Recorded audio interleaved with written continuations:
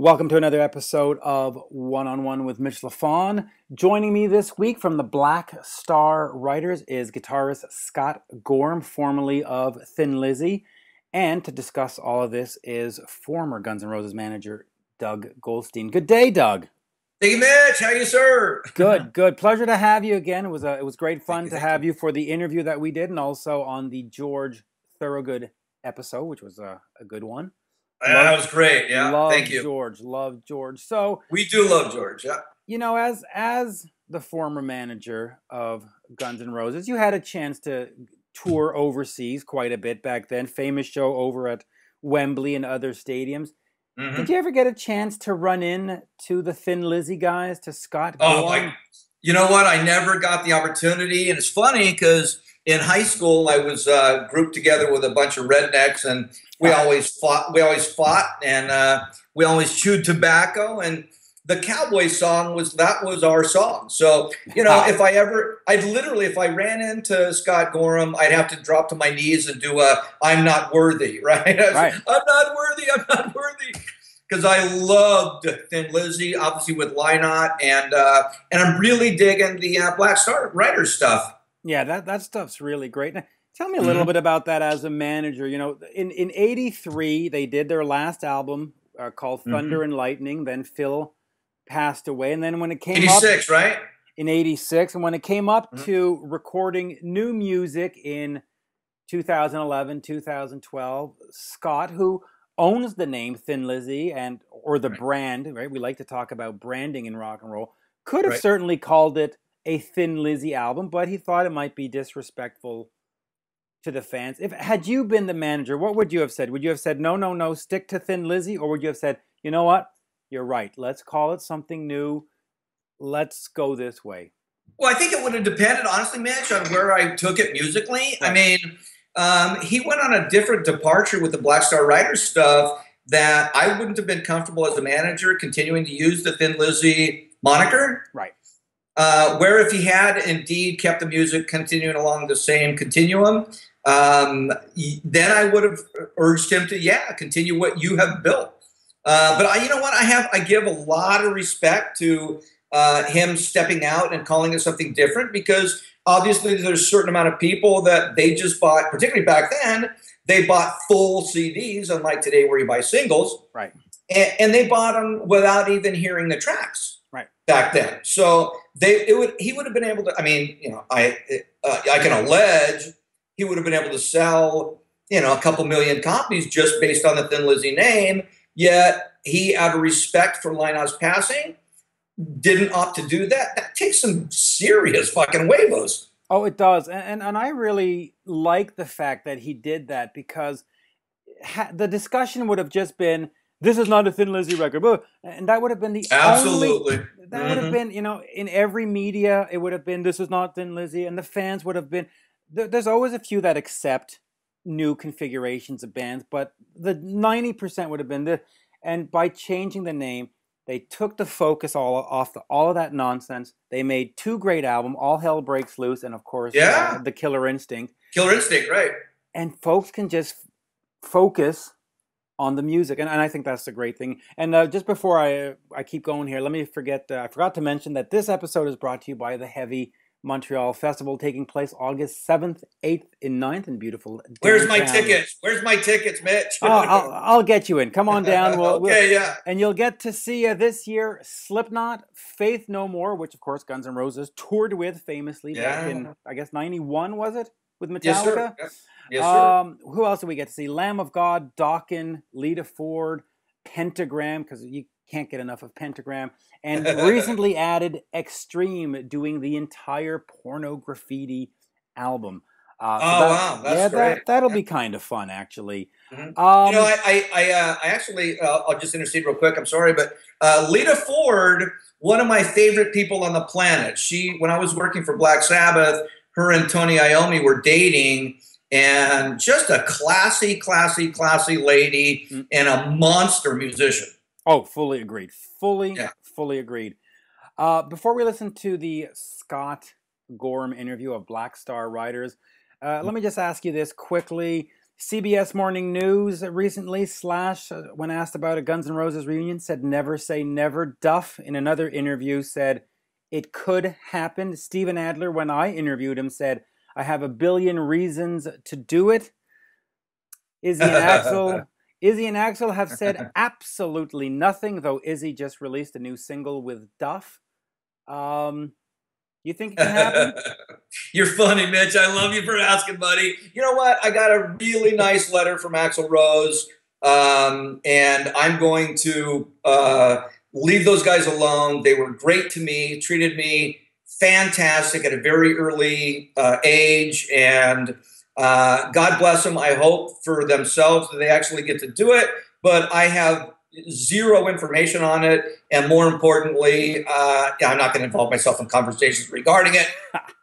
Out of respect, yeah, I know, Mitch, you had to do it, but I had to ask. I love those guys, and like I said, they were absolutely incredible to me. We toured like the Partridge Family, and we were there for each other, and God bless them. I wish them nothing but the best. Well, listen, I had to ask, and of course, I think the reason why we still have these conversations in 2015 about the original guys is because a lot of people love them, just as you did. So, with that said, let's head over to Scott Gorham, formerly of Thin Lizzy, and I'm not worthy. I'm not. That's right. And Black Star Writer's new album is The Killer Instinct. Here's Scott. Yeah, you're working it today, buddy. I have to. It's important. First, and of course, I got to say, I love the two albums, The Killer Instinct and All Hell Breaks Loose are fantastic. Oh, thanks, Mitch. Absolutely. Thank you so much. Yeah, so let's talk about Black Star Writers, and then later on we can get into some Thin Lizzy. But 30 years after Thunder and Lightning, you decided that you wanted to release new music, and you chose to not go down the path that many bands have and call it Thin Lizzy. Why was that decision made?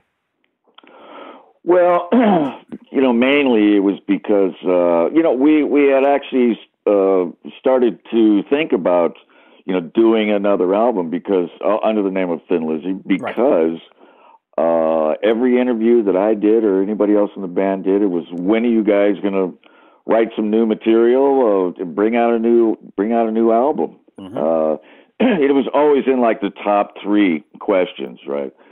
So in the beginning, we actually thought, okay, it's time, we need to do this. But in reality, I was feeling really uncomfortable about doing that, especially without Phil. It was always he and I that were, partnered up on all of these albums. And now all of a sudden I was going to go out and do an album under the name Thin Lizzy, and he wasn't going to be there, it just didn't sit right with me. But, I kind of let the situation, go ahead, and Ricky and Damon were writing songs that were getting, had this sort of familiar sound to it.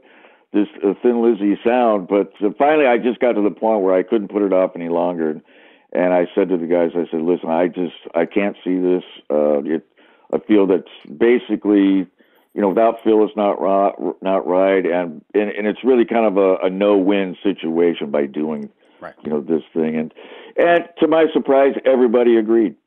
I think everybody was secretly feeling, the pressure and the unease of actually going down that road. So that's when, we decided, well, we're going to have to, we've got these really great songs. What are we going to do?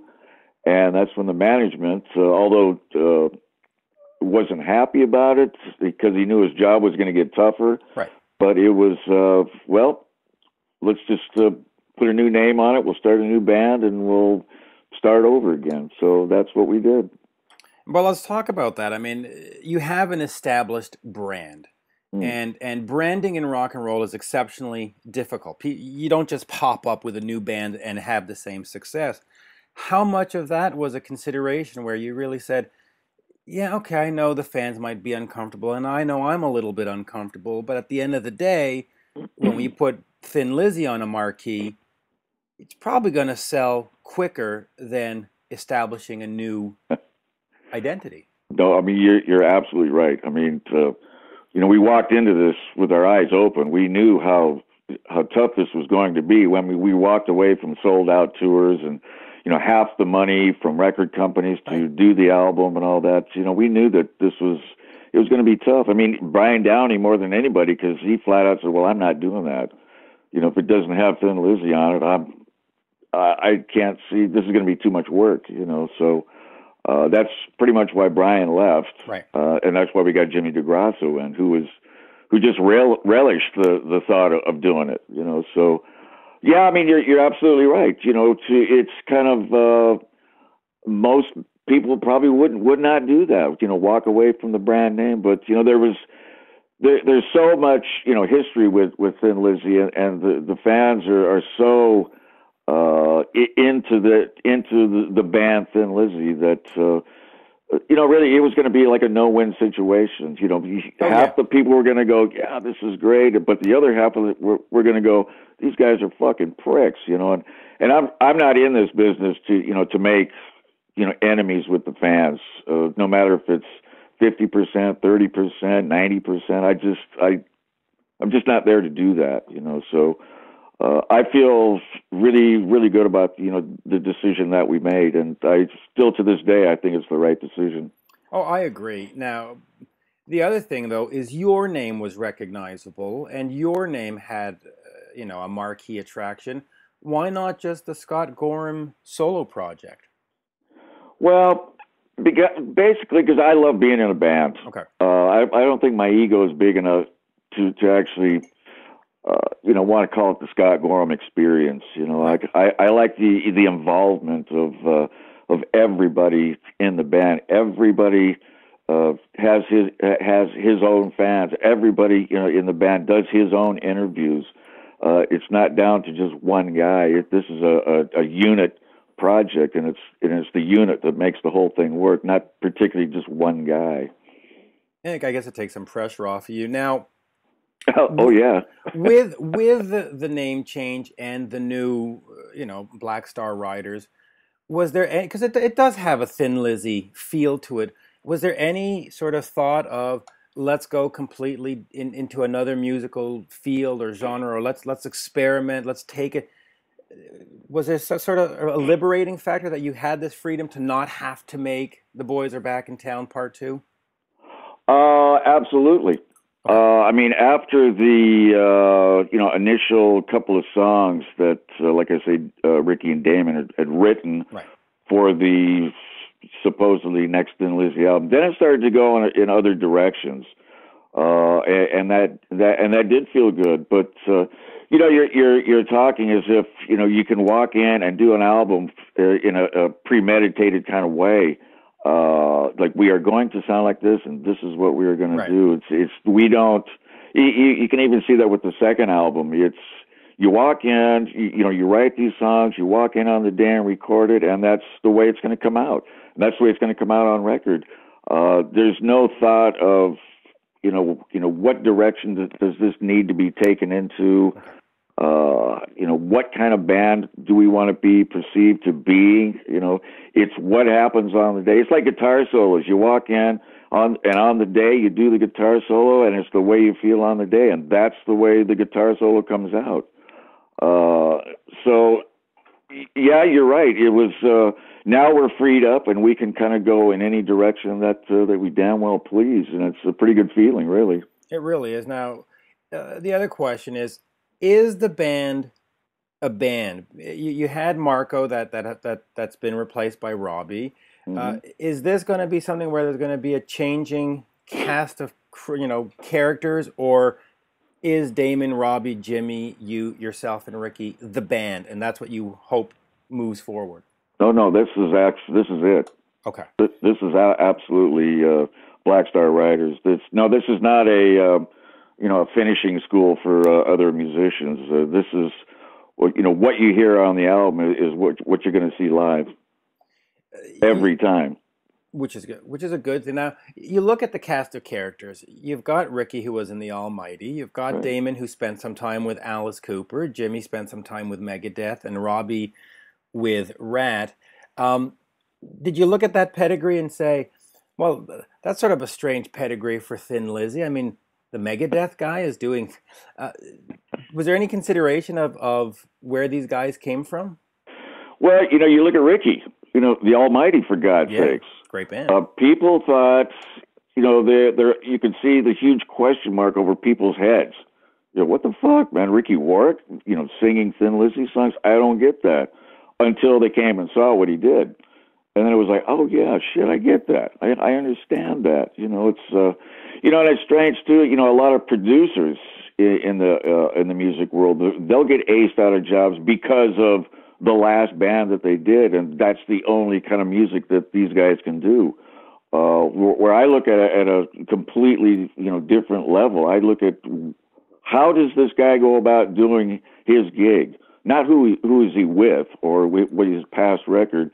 I look at, the individual. How well can this guy play his instrument? And that's what I go for.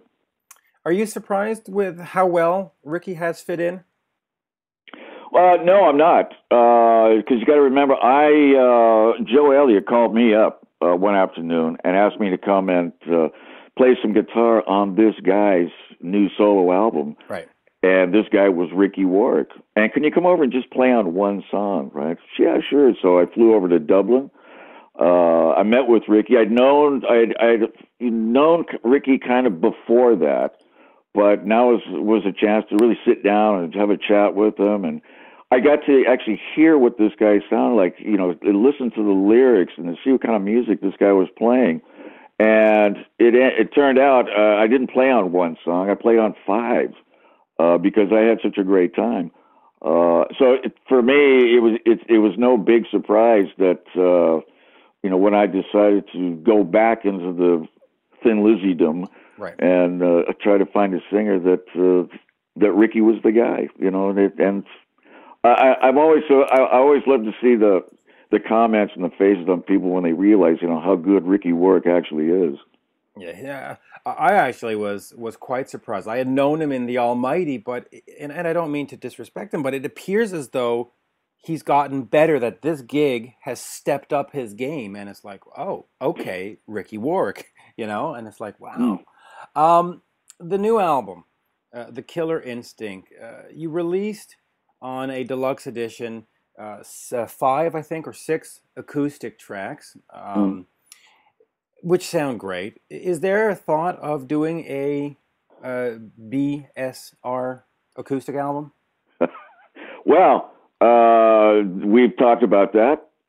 We play a lot of acoustic numbers at our VIP meetings, right? And we love doing that. We've even talked about doing a short acoustic run. Live-wise, actually going in and doing a whole set, acoustically around, a few of the theaters around here in England. So it has been thought of. It's amazing when you and you know this yourself. You hear a song electrically and you hear it one way, but then you hear it acoustically and you hear it in a totally different way. The lyrics come out completely different. The chord patterns are thought of in a different way, and they're listened to in a different way. So I think it's a cool idea to bounce around and maybe think about it in sort of the near future. Yeah, I would certainly hope so, because I've enjoyed the tracks, and it's almost as if you had, you hear the song Killer Instinct all plugged in, and then you hear it acoustic, and it really is 2 different beats. It's not just, they didn't plug in this time. It's almost as if there were 2 different bands playing it, and both very enjoyable, and they bring in a different headspace. So I certainly hope it happens. Now, you mentioned the UK. Black Star Riders has done a lot of touring over in Europe. Mm-hmm. Not much in North America. You've got a show in Minnesota coming up. As far as Canada, and I'm in Montreal, nothing. Is that going to change? Well, Mitch, you got to remember, we walked away from the brand name, right. So there's a build-up process that we have to go through. We have tried in America, and I got to say it wasn't all that amazing. So we're tending to shy away a bit from the big American runs. Unless we can jump on board with a more established name, we'll go out and do that. But to just go out and most likely just lose money hand over fist is not really a good business move. No. So I think we're starting to think we're going to stay in the territories that do know us and know where we came from, and we do sell a lot of tickets over here. So it's not to say we're going to completely shun America or Canada, because we really do love playing over there. Right. But you got to go where you're loved, especially in this day and age, where everything around every band costs so much money to move equipment and hotels, flights, the road crew, insurance, the whole thing. You have to know that you're going to be selling a certain amount of tickets, or you're just going to get your ass handed to you. So we'll see. Hopefully we'll play these few shows, special shows, and we'll see what the temperature is in the future, and hopefully the temperature's good, and we can get back over there. I would certainly hope so. Is there any thought in markets like Canada, where we talk about brand name again, you might just say, okay, for that territory, we'll tour as Thin Lizzy? Well, we're having thoughts right now. I mean, next year, 2016 is the 30th anniversary of Phil, right, of passing away. It's 40, and it's 30 years for the Jailbreak album. Right. So so that's all in 2016. So right now we're trying to think of the right way of actually doing something like that. Putting Thin Lizzy back together for a limited kind of run, just to honor Phil and to show people the Jailbreak album and all that, and where we actually came from. So it's not like we're not thinking about it, but we have to do this in the correct way. So we'll see how things. We still got quite a ways to go before we hit 2016. Yeah, absolutely. So we'll see. And I'd love to play in Canada. Absolutely, no doubt about that. Canada is a rock and roll nation that doesn't forget. So if we do that, I'm pretty sure that Canada is included in the plan. So that suggests that Thin Lizzy as a band or as a brand name still exists. You haven't retired it completely. It might come back. No, and I said that in the beginning. Right. We're not we're not putting the final nail in the Lizzy coffin by any means. It's just we've got this other music that we need to get out, that we want to get out, that we want to write and play. And like I say, it's working over here in Europe. It's just trying to preach to the unconverted in Canada and America. Just we can go over to Australia and Japan and do fine. Mm-hmm. It's just America and Canada that just kind of doesn't want to get it for us right now. So well, it's a very tough market. Oh, it is, and it's the whole thing from bands just selling singles to, and I mean, Black Star Riders is not a singles band. You have to listen to the whole album, so you sort of don't fit into what the marketing of the market is here, right? It's a difficult thing. I don't know how much longer we have, but let me just go into Thin Lizzy for a bit. The band was referred to as having a twin guitar attack. You and, of course, Brian Robertson and, of course, Gary Moore later on, and John Sykes, and so on and so forth. Tell me a little bit about that sound. How did that develop? Was it just sort of happenstance, or did you actually work on, hey, let's get these two guitar parts dueling and so on and so forth? When in the beginning it was just a complete freak accident. Right. We were in the studio. I think it was for the Fighting album, which was his album number 2. Right.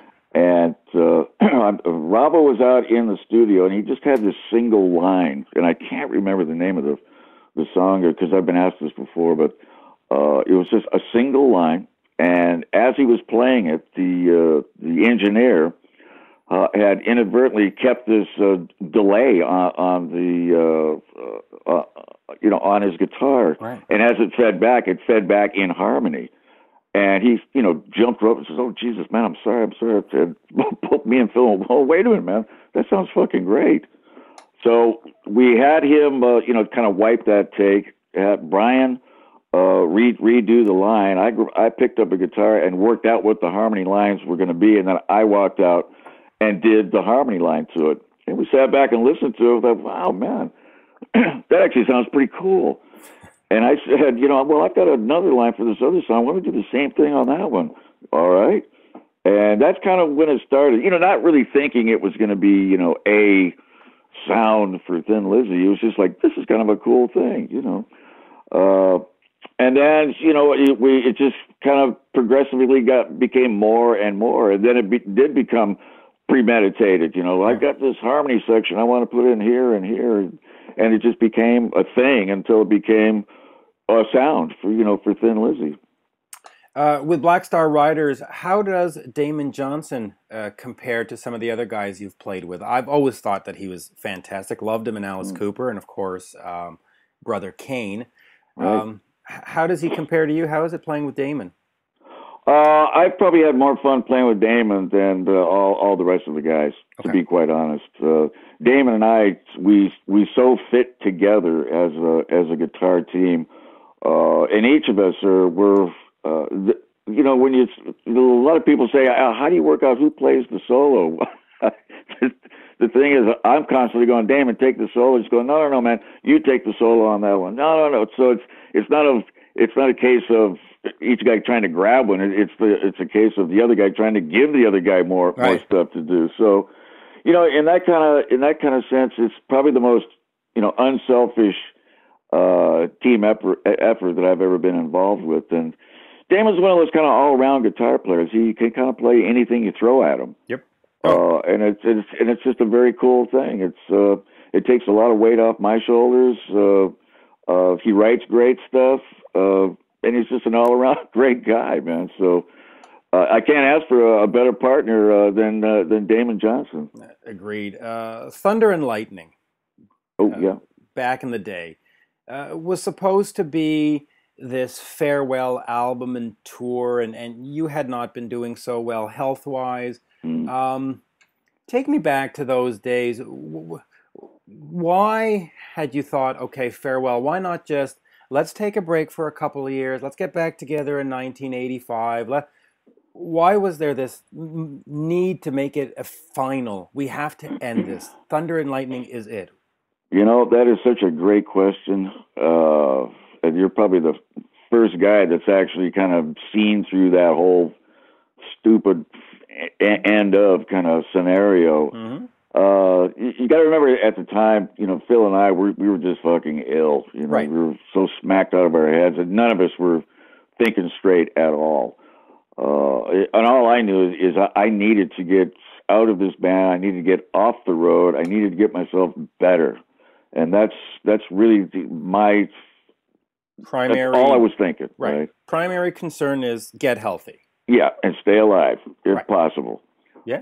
Now, to have somebody suggest that, why don't we just take a long break? I put that squarely down to management. Okay. Now, we had two guys in there. Why didn't at least one of them say just that? All right, guys, hit the bench, ride the pine for a while. Mm-hmm. We're done. We're dragging this thing into the shit. Let's take a full year and a half off, maybe even 2 years. In the meantime, you can write songs where you guys got to get your shit together, and nobody suggested that at all. I mean, I thought about this years later, like, what the fuck, man? Yeah. Why didn't after all the work and albums that we put out, nobody even thought about that? So that's a really good question. Well, I mean, it seemed sort of silly just to throw everything that you had, your whole career away. I mean, I know the Who in '81 had done the big farewell tour. Maybe there was some excitement that, farewell tours are the next big thing. But a break seemed, at least to me, more obvious. I mean, yeah, Yeah, well, in hindsight, it does now, Yeah. doesn't it? It's like, how ridiculous is this? Why didn't anybody think about this? But unfortunately, even a break, I don't think that would have saved Phil. No. At all. I mean, I had seen Phil, 3 weeks prior to his death, and he looked awful. I mean, he looked terrible. And like I say, 3 weeks after I walked out of his front door, he was dead. And he was even talking about, I'm going to get my shit together. I'm going to quit the drugs. I'm going to come out fighting. And I walked out of his house thinking, something, I think he actually really means this, because it was him that suggested that we put the band back together again, and you and we got to start writing songs together again, and blah blah blah. And so I was feeling pretty positive when I left the house that day. But apparently, even if he would have stopped taking drugs and drink that day, he still would have died. He was too far gone. Yeah, he was. The die had already been cast. He had too many things going wrong inside. So unfortunately, that was his lot. So what a drag, huh? Absolutely. You had been, using as well and drinking as well, and your health had been affected. How much of Phil's condition had an effect on you? Did it scare you straight, or did you go on for years after that going, I can handle this? Or, I mean, how much of an effect on you and your habits did it have? It was quite significant. Okay. Because, you saw for firsthand what this could actually do to you. Yeah, I mean, I already knew what it could do to you, but you've always got this thing in the back of your head, it's not going to be me. Well, in fact, it was him, and that could be me. But the positive thing if there's going to be a positive thing about Phil's death, it's going to be it scared a lot of people. Straight. Because you got to remember, Phil was the Iron Man of rock and roll. He could do more of anything, 20, 48 hours a day, and still seemingly not be affected. But in the end, it did get to him. And I think a lot of people, even on the peripheral edge of his friendship, saw that, and it scared the shit out of them. If that can happen to Phil, fuck's sake, man, it can happen to me. So, like I say, if there's anything positive that came out of his death, it was that train of thought. That train of thought. We're at 25 minutes, and I guess we'll try to keep it to half an hour. Quickly then, John Sykes. You got a chance to play with him. He fronted the band for a while, and he did a very good job. Why at that time was there not a new Thin Lizzy album? Why was there not an album in '96 or in '97? Why did that band never get together and say, okay, it's been 10 years, let's record? I don't know. I probably couldn't see him, being the guy, Okay. I was kind of there on those Thin Lizzy occasions because I just wanted to play the songs again and, right. And tour a bit, and play the songs. I really couldn't see him as being the guy, up front, fronting this thing. So we'll just kind of leave it at that. Were you? Yeah, we'll leave it at that, and I'll just ask you one last question about that. Then, were you uncomfortable calling it Thin Lizzy in that time? Because a lot of the times that you played, it was more the music of Thin Lizzy, a tribute to Phil. It was never really, for most of the time, it wasn't, hey, this is Thin Lizzy playing. It was always sort of connected to, it's a tribute to, it's an evening with. Yeah. Were you uncomfortable? You're right. I probably felt more uncomfortable at that point than I did at any point with Ricky and Damon. Right. Did you feel guilty at all? What's that? Did you feel guilty at all? Were you like, oh, I can't do this because Phil? I mean, was there any guilt to it? Is that why you couldn't just say this is Thin Lizzy? There might have been a little bit of guilt going on there, but it just, there was, at that point, there were so many people coming in and out of that version. Right. It just felt a little cartoonish to me, It felt like a cover band. It's kind of hard to put into words, but, you know, it's like I say, as soon as Ricky and Damon, you know, came into the fold, this actually really felt like a band. These were guys who were well and truly in love with Thin Lizzy music. They were massive fans who could go deep into the catalog and know what they were doing and know what they were playing.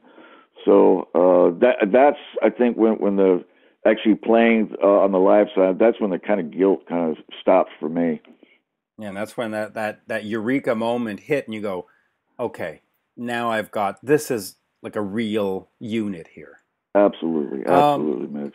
Well, quickly finish. Brian Downey, coming back at any point, and if you do those Thin Lizzy shows in 2016, or you know you're thinking of doing those shows, will he come back? Or is you know, yeah, I'm not sure. You know, that's like all of this is to be discussed. Okay. You know, I've got to have a conversation with Brian to see how he's feeling. You know, maybe, I don't know, maybe he just doesn't want to play music anymore. Maybe I don't know. There's a lot of maybes involved. So, like I say, Mitch, all this stuff has got to be discussed, and we'll figure it out somehow.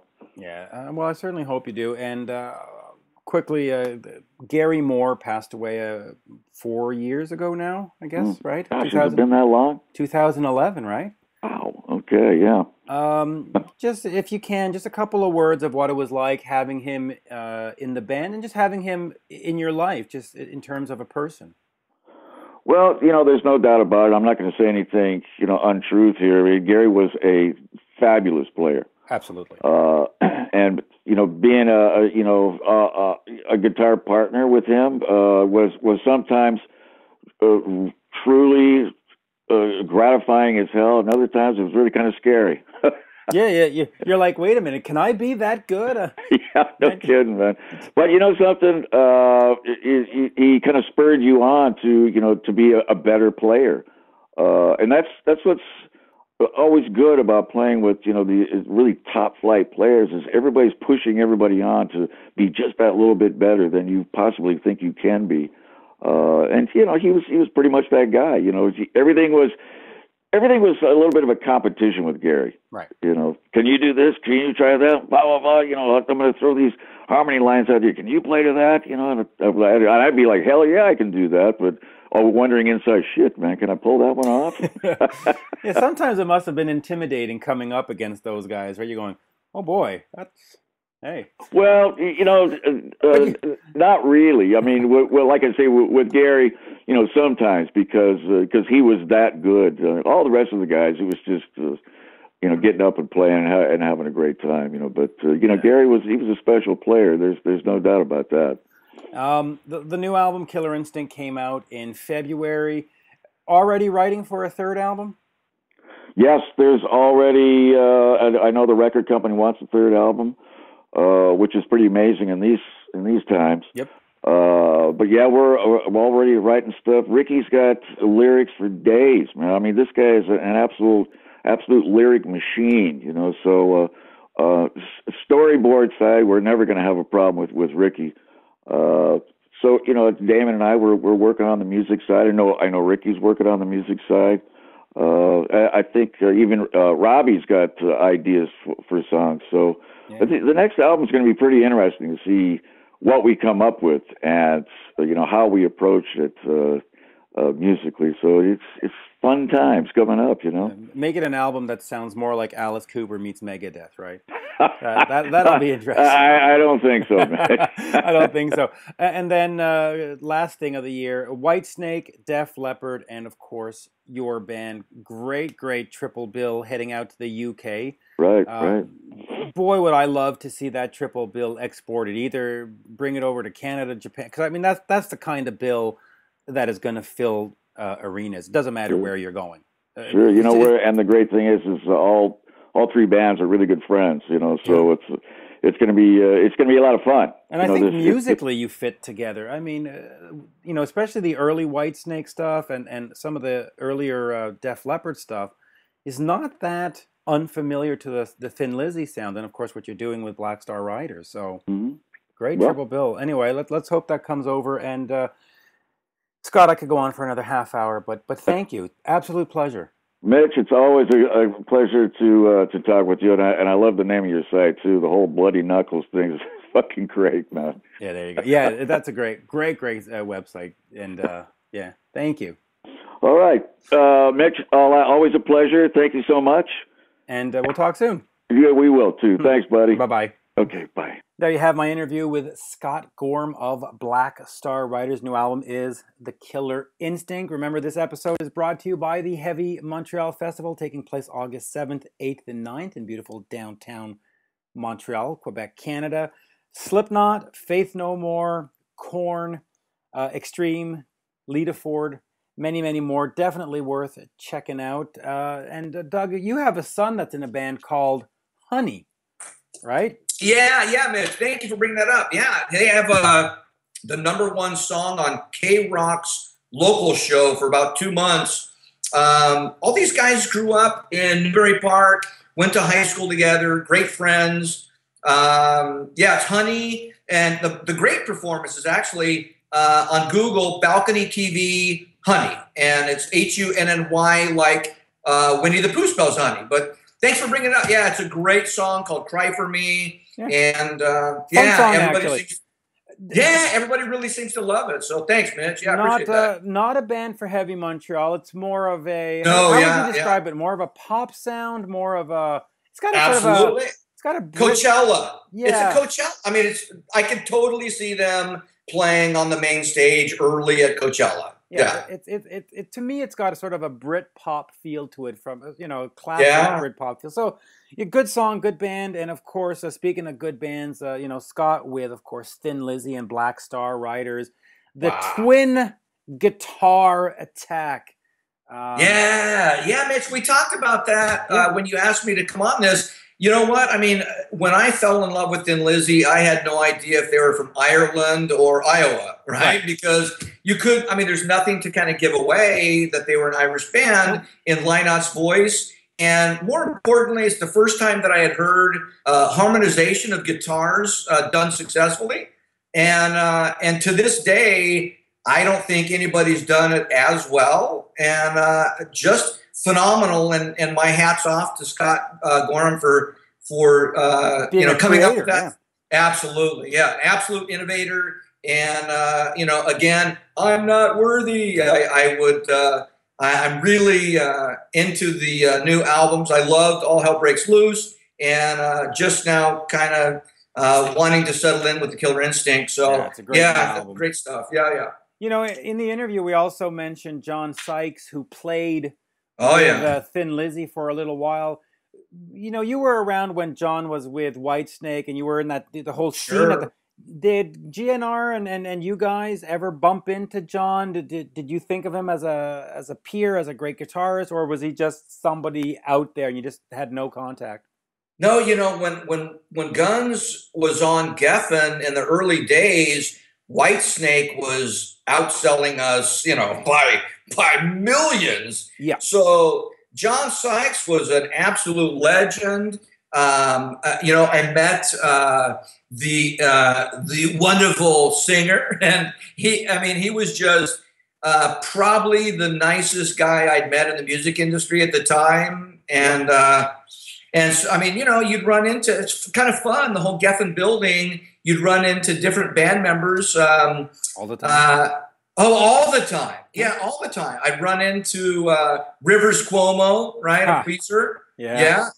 Great guy. And God, I'm trying to think of, there was another band, and he was saying, you manage Guns N' Roses and the Stone Roses. Is that all you're going to do is flower names? And I was like, fuck you. That's right. Yeah. My next band is the Lilies. There you go. Absolutely. Yeah, absolutely. But great talent. Boy, from Thin Lizzy to Black Star Writers to what John did with Thin Lizzy, and of course what he did with Whitesnake. Absolutely. Yeah. Everybody's real talented. Absolutely. I was going to say, and Coverdale and Sykes together. Wow. That was a whole era in and of itself. And oh my God. And you know what? At the time, they absolutely owned MTV along with Michael Jackson. But You know, I mean, you could not turn on MTV without "Here I Am Again" on my own, right? With his ex-wife and Tawny Katane or Tawny Katane. Katane. No, Katane. You're right. Yeah. Who was featured on Rat album covers before all those videos, believe it or not. That's right. Yeah. That's right. So there you go. Doug, always a pleasure having you on. Thanks again. If people want to find you, do you have a website or a Twitter handle or anything, or is it just every so often you'll appear here?